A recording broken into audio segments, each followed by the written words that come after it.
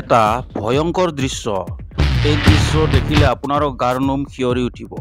এই সৰু ল'ৰাজন সাহস প্ৰশংসনীয় হৈ পৰিছে।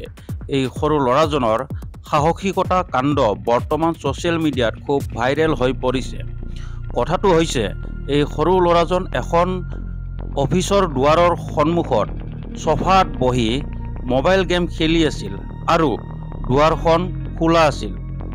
তেনেতে হঠাৎ এটা নাহৰ ফুটুকী বাঘে ভিতৰলৈ সোমাই আহে আৰু এই দৃশ্য ল'ৰাজনে হঠাতে দেখা পায় আৰু কোনো ভয় নকৰাকৈ তৎক্ষণাত বহাৰ পৰা লাহেকৈ উঠি যায় আৰু দুৱাৰ বন্ধ কৰি বাহিৰলৈ ওলাই যায়।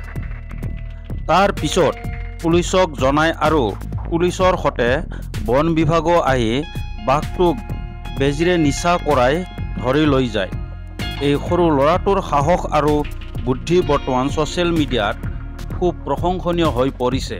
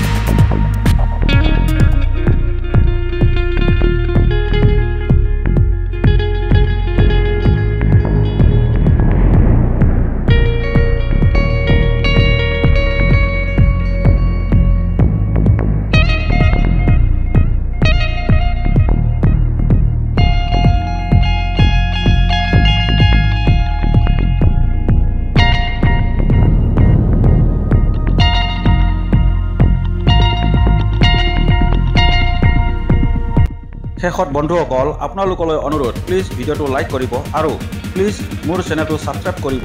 ধন্যবাদ।